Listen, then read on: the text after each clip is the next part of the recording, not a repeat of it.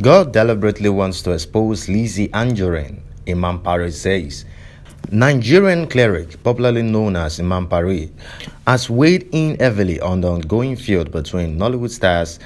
Lizzie Anjorin and Toyin Abraham, stating that God deliberately wants to punish Lizzie Anjorin. During an exclusive interview with Feel Right News TV,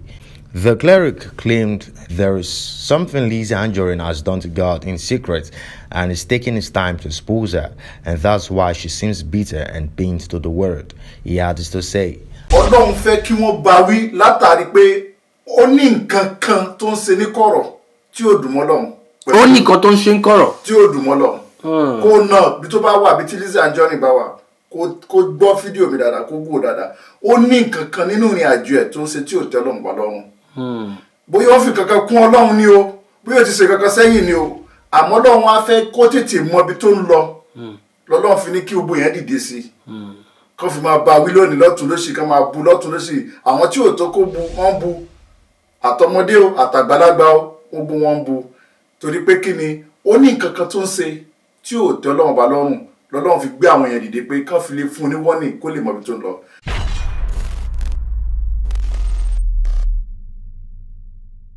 Ìgbéraga yẹn gangan àti sọ̀rọ̀ sí yẹn àti ìjẹ́ ìsìláàmù ẹ̀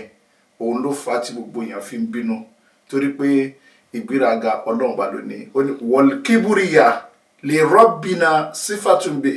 masusatun fatajannaba hawa taqwa. Kiburiya kí ẹ ṣe mọ́tòmọ́tò kó máa sọ̀rọ̀ pé bí mo ṣe tó ní ìjà ò tí ì débì kan à ń ṣó eléyàn ìjà ò tí ì débì kan à ń ṣó mọ́tò tí yẹn ni gbogbo yẹn Ọlọ́run bá lónìí gbogbo nǹkan tá a wí tá a rí agolo ní dọ̀tí ni tó já sí pé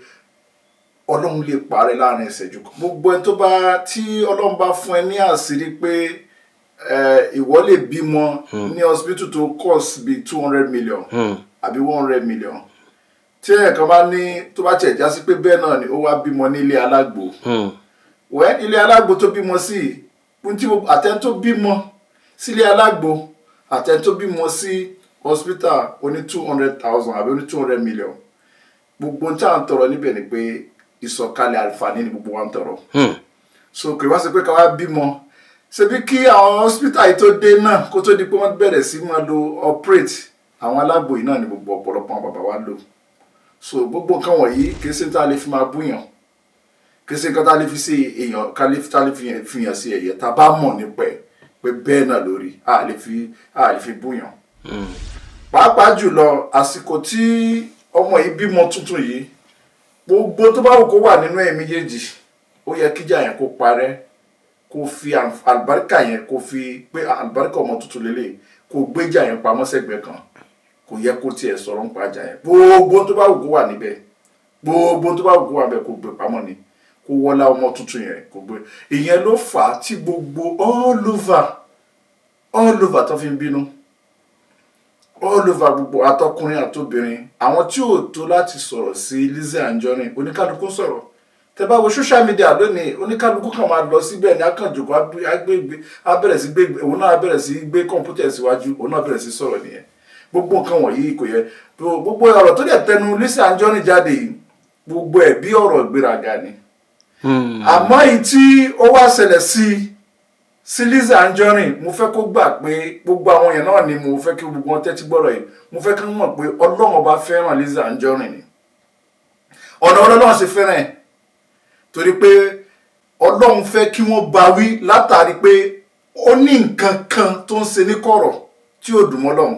ó ní nǹkan tó ń ṣe ní kọ̀rọ̀ tí ó dùn mọ́ Ọlọ́run kó náà bí tó bá wà bí tí Lizzie Anjorin bá wà kó gbọ́ fídíò mi dáadáa kó gbọ́ dáadáa ó ní nǹkan kan nínú ìrìn àjò ẹ̀ tó ń ṣe tí ò tẹ́ Ọlọ́run bá lọ́rùn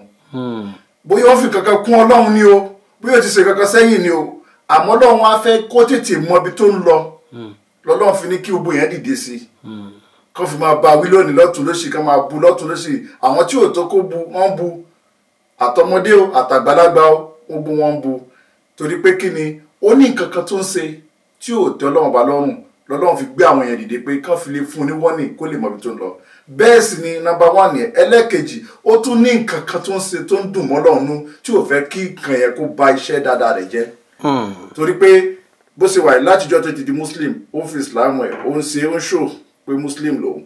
ó dẹ̀ lọ sí mẹ́kà pẹ̀lú ẹ̀ bet àwọn kankan wà tó já sí pé bóyá ó ń ṣe sàrà kan ó ń ṣe ìwà tó dáa kan fọlọ́run tó ń ṣe tó yẹ pé lóòótọ́ ó ń ṣe fọlọ́run ṣùgbọ́n wá ní àwọn dọ̀tí kan tó já sí pé kò gbọ́dọ̀ papọ̀ mọ́ nǹkan ọlọ́run tó ń ṣe nínú ìgbésí ayé ẹ̀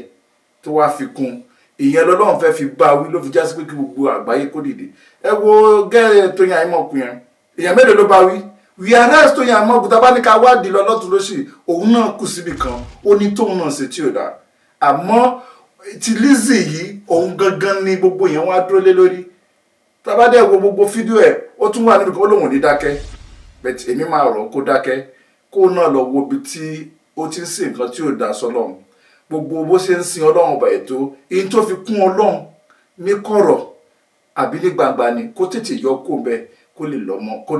lè lọ sí ààyè mímọ́ lọ́dọ̀ ọlọ́run torí pé ọlọ́run ọba bó ṣe máa ń ṣe fún àwọn tó bá nífẹ̀ẹ́ nìyẹn ọlọ́run ọba kàn lè gbé ẹni tí ò tó agbèdìde ó ṣe wá ní ìyàlẹ́nu àfáà kan bẹ nígbà tó súnmọ́ Ọlọ́run tán ó súnmọ́ Ọlọ́run dáadáa wọ́n á sin Ọlọ́run ó wá dijọ́ kan ó wọṣọ funfun ó ń jáde lọ bó ṣe ń jáde lọ ajá kan wà nínú kọ́tà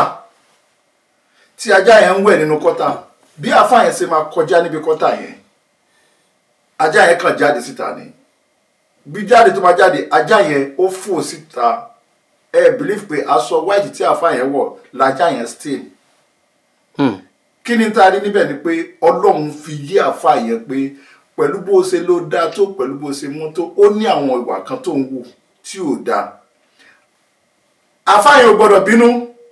kò dẹ̀ gbọ́dọ̀ lé ajá yẹn àfi kó padà sílé kó náà lọ jòkó kó lọ rò tiẹ̀ so alájà Lizzy Anjorin ibi tó kù sí níwájú ọlọ́run lọ yẹ̀wò kó jòkó kó rówó dáadáa kó tún ààyè rẹ̀ sí dáadáa níbi àárín ìwà àtọ́lọ́run torí gbogbo eléyìí tó ṣẹlẹ̀ káàkiri gbogbo àgbáńlá ayé àwọn èèyàn kan ló bẹ jà ọlọ́run ọba ló ń ṣiṣẹ́ ẹ̀ lọ́wọ́ ọlọ́run ọba gangan fún rẹ̀ ló ń ṣiṣẹ́ àmọ́ lọ irú ara ẹ̀ wò jókòó gangan pé tó ọlọ́run rèé ìwọ rèé àti bó ṣe ń rìnrìn àjò rẹ̀ rèé rò ó wò dáadáa tó bá ti wá gẹ̀ẹ́tì ẹ̀ inú tí ò dá nínú ìrìn àjò rẹ̀ dọ́gbọ́n fààyọ kó ń bẹ̀ kó wá fèsì ọlọ́run ọba subhanahu wa ta'ala tó sọ ọlá fún ẹ tó ṣe gbogbo ẹ̀ fún ẹ lẹ́yìn ìgbà tó bá ti ṣe gbogbo yẹn ọ̀nà ó lọ àmọ́ nípa ti ìbínú àti ìsọ̀rọ̀ sísọ púpọ̀ jù ẹ jẹ́ ká dẹ̀ púpọ̀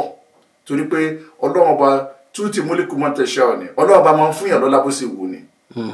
Ar-Rahman lọ́lọ́run kò sẹ́ni tọ́lọ́run ò ní kẹ́ afẹ́ o akọ ọlọ́run kẹ́ gbogbo wa kò sẹ́ni tọ́lọ́run ò ní sọlá fún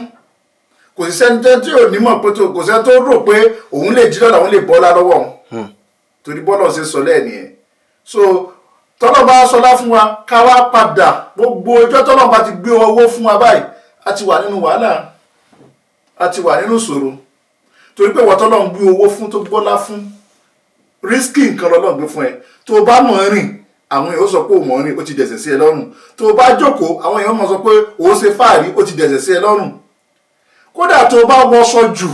ibi tẹ́nìkan bá ti ń bínú pé tó wọ́n náà wọ ẹni yìí báyọ̀ lọ́n kí ni mo ṣe fún ẹ ó ti ń dẹ̀sẹ̀ sí ẹ lọ́rùn kódà kó wọ góòdù jù kí góòdù pọ̀ lára ẹ kó wọ góòdù tó wọ́n ti 200,000 400,000 1 million tẹ́nìkan bá fi lè sunkún látara rẹ ó ti dẹ̀sẹ̀ sí ẹ lọ́rùn so gbogbo àwọn tá à ń tọrọ ọlá n tí ń bẹ nínú ọlá lágbára púpọ̀ a gbọ́dọ̀ rìn yẹn pẹ̀lẹ́pẹ̀lẹ́ ẹ̀yin náà wá wo tó ṣẹlẹ̀ sí láti London America Nigeria níbòmíì Ghana gbogbo wọn àwọn tó jẹ́ Yorùbá bẹ̀ Lizzy náà ń bá wí àmọ́ títì mi ni pé Lizzy ó ní tó ń ṣe tó já sí pé ó fi kún ọlọ́run ẹ̀ àfi kó tètè yọ kó tún ọ̀nà ẹ̀rìn so kọ́lọ́run kó bá mi tún ọ ṣe ìmọ̀ràn mi sí àìmọ̀kù náà lóòótọ́ ó dákẹ́ kò sọ̀rọ̀ àmọ́ tó ṣẹlẹ̀ ibi tó náà bá kù sí kó lọ túbẹ̀ ṣe torí pé Islam ò fẹ́ kí ìjà wà a gbọ́dọ̀ mọ́ bára wa jà a gbọ́dọ̀ ṣe àtúnṣe ní àárín ara wa ni bí ọ̀rọ̀ yẹn sì jẹ́ nìyẹn. ok but afa àwọn kan máa tún béèrè pé ó jáde ó express mind yẹ. nǹkan dáadáa ni ṣùgbọ́n nǹkan burúkú náà ní lẹ́ẹ̀kan sí. báwo ló jẹ́ nǹkan burúkú. social media àtàrí wọ́n ní bí a bá ṣẹra wa ká pera wa ni pèmí sí ẹni lọ́rẹ́ lógún ọ̀rẹ́ tí Tóyìn Àìmọ̀kù bá ṣe Lizzy Anjorin kò tí ì sí tó burú jù bẹ́ẹ̀ wọ́n ní ọ̀gá tó kó gbogbo wọn papọ̀ níbi ìdí tíátà yìí wọ́n sì ní àǹtí tó kó wọn papọ̀ níbi ìdí tíátà yìí kò sí tó burú jù bẹ́ẹ̀ láti pè é pé tó ẹjọ́ ẹ báyìí mo fẹ́ fi sùn yín yín tó ṣe ní kí wá ṣe tí yóò wá jókòó síta tí yóò wá gbé ariwo yẹn síta so àpọ́nlé lòun wá ó dẹ̀ fi kàbùkù ó fi kàbùkù ní. òun fẹ́ fi gbé jáde pé tó òun mọ́ inú mọ́ gẹ́gẹ́ bí mo ṣe ń gbọ́ wọ́n láti sẹ́kọ̀ọ́ àǹfọ̀sẹ́kùn lè mọ́ra yín níwájú ọlọ́run you are not clean in front of God ọlọ́run ọba lọ́ba tó mọ́ tó bá lọ fẹ́ sọ síta kó wọ́n lè mọ̀ pé inú ẹ pure ṣe kíní kan that's me kó fẹ́ sọ pé ó pure nìyẹn ó ò lè pure àfi tọ́lọ́run bá pure ẹ̀ ni bí ẹ bá pure bó bá lóun pure òun wà òkè ó dìgbà tọ́lọ́run bá ní lóòótọ́ ni ó pure ó ò lè ló mọ́ láàrin 100 èèyàn ọlọ́run bá ló máa fẹ́ jáde pé ẹni yìí èèyàn ni so èyí tó fi gbé síta yẹn ó bad torí pé wọn ò ṣẹ̀ṣẹ̀ máa bára wọn bọ̀ wá lónìí wọ́n ti rìn pẹ̀lú ara wọn tipẹ́tipẹ́ so wọ́n dẹ̀ ní ẹni tó jẹ́ olórí gbogbo wọn tí a mọ̀ sí bàbá láti mo dẹ̀ mọ̀ pọ́n dẹ̀ tún lẹ́lòmíì náà tó já sí pé yóò tún jẹ́ ìyá fún gbogbo wọn wọ́n sì tún lẹ́lòmíì náà tó tún súnmọ́ yàtọ̀ sí gbogbo wọn bá tiẹ̀ fẹ́ dọ́dọ̀ gbọ́ wọn yẹn tó lè fẹjọ́ Tóyìn Àyìnmọ́ Kòsùn pé tó ẹ wá o etí gẹ̀yìn sí fún mi ni o ó fẹ́ dínà mọ́ bíi jẹ́ mi ni o ó fẹ́ disturb mi ni o nǹkan tó ṣe rèé o so àwọn yẹn á lè pé wọ́n á lè sọ gbogbo àwọn tó dá sí ọ̀rọ̀ yìí lọ́tún lósì kò sẹ́nibọ́dì tó mọ̀ ń pa wọn dáadáa kò sẹ́nibọ́dì tó rí wọn dáadáa torí pé àṣírí àwọn onítíátà lọ́dọ̀ àwọn onítíátà ló wà àwọn onítíátà yẹn náà mọ̀ àṣírí ara wọn so àṣírí yẹn dọ́ ìgbọ́dọ̀ parí sọ́dọ̀ wọn bẹ́ẹ̀ náà bẹ́ẹ̀ tí nígbà tóun ti jáde síta yẹn àṣírí yẹn ti wá kan àwọn èèyàn ò fẹ́ mọ ibi tí ọ̀rọ̀ ti wá action tó ń gbé bó ṣe gbọ́rọ̀ yẹn síta òun lórí bẹ́ẹ̀ torí pé òun fẹ́ clean pé òun mọ́ òun ò dẹ̀ ṣe alábùkù òun ṣe èèyàn burúkú so bẹ́ẹ̀ dẹ̀ ni o ò lè mọ́ rẹ àfi tọ́lọ́run bá mọ́ ẹ o ò lè clean rẹ àfi kọ́lọ́run kó clean ẹ so bọ́rọ̀ ọlọ́run sì rí nìyẹn. advice wo lè wá ń fún Lizzy Anjorin báyìí sí. advice tí mo fún Lizzy Anjorin ni pé kó farabalẹ̀ kó ní sùúrù àkọ́kọ́ bẹ́ẹ̀ kóun náà yẹrẹ ẹ̀ wò rárá kó kọ́kọ́ yẹrẹ ẹ̀ wò ọlọ́run ọba ló ń dájọ́ lọ́wọ́ ọlọ́run ọba fún rẹ̀ ló ń dájọ́ gbogbo àwọn tó ń sọ̀rọ̀ yẹn kì í sàwọn náà sọ̀rọ̀ ọlọ́run ọba ló ní ó yẹ ẹ bá mi bá wí anybody tó bá sọ̀rọ̀ ní any angle ọlọ́run ọba ló ní kán máa bá a bá wí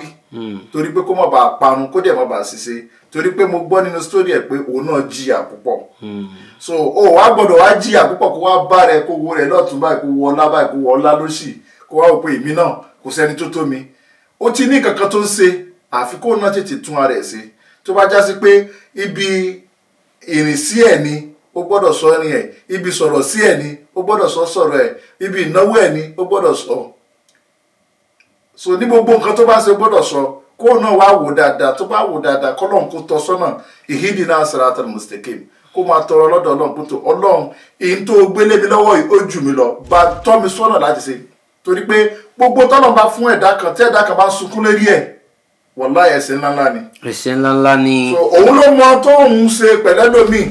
lẹ́yìn níta bóyá ní kọ̀rọ̀ òun ló mọ kọ̀rọ̀ ẹ̀ òun àtọ́lọ́run ló yé ṣùgbọ́n ọlọ́run fẹ́ràn ẹ̀ ló ní kí gbogbo àwọn ọ̀pọ̀lọpọ̀ yẹn dìde ká máa yàbọ̀ ẹ̀ lọ́tún yàbọ̀ ẹ̀ lọ́sí kódà bó ṣe tún gbé àwọn fáǹsì ẹ̀ tó àwọn fáǹsì ẹ̀ náà tún bu náà ni àwọn fáǹsì ẹ̀ gan mélòó la mọ̀ fáǹsì ẹ̀ mélòó gan ló lè sọ̀rọ̀ àwọn tó wà níta ti ju fáǹsì ẹ̀ gan lọ so ibẹ̀ ni kó ti sọ ara ẹ̀ ó gbọ́dọ̀ sọ rẹ̀ gangan Àyìnmọ́kùn tiẹ̀ náà òun náà níwà tiẹ̀ lọ́wọ́ mi ò mọ̀ rí mi ì dẹ̀ fẹ́ mọ̀ mi ò mọ̀ rí tí ọlọ́ba ní kó ń bá wọn sọ̀rọ̀ tán bá gbọ́ èyí tó wà ń bi ọ̀rọ̀ yẹn ni pé kó náà kó try kó control gbogbo tó bá ń ṣe torí pé tó mú ọmọbìnrin yẹn tó náà fi ń pariwo there's something there. there's something there. yà kó náà sọ rẹ̀ àti pé pàápàá jùlọ gbogbo àwọn onítíátà yẹn pátápátá wọn ò ní ìrẹ́pọ̀ láàrin ara wọn. the whole Nigerian Yorùbá Nollywood kò sí ìrẹ́pọ̀ láàrin ara wọn tẹ́ bá rí èyí tó ṣẹlẹ̀ láàrin ara wọn oníkálukú wọn ò gbá tara wọn oníkálukú kan ń ṣiṣẹ́ bó ṣe wù wọ́n ni ìfẹ́ yẹn nìkan jẹ́ kó wà láàrin wọn firstly kò sí ìfẹ́ láàrin gbogbo wọn ló fà á tí gbogbo kíní ìfẹ́ rí bẹ́ẹ̀ tí ìfẹ́ bá wà láàrin ara wọn and then tí respect bá tún wà bẹ́ẹ̀ wọ́n á respect ọ̀gá wọn tí ń jẹ́ Latin wọ́n á dẹ̀ respect àwọn tó ti wà níwájú wọ́n á lè fi control gbogbo wọn ò nífẹ̀ẹ́ ara wọn ó dàbí pé oníkálukú kàn bá rẹ̀ níbẹ̀ ó ń ṣe tó bá wù ní so tó wà bẹ́ẹ̀ nìyẹn. For more of these juicy entertainment news, please log on to our website at www.broadwaytv.tv and on Instagram @officialbroadwaytv. And don't forget to subscribe to our YouTube channel, Broadway Africa.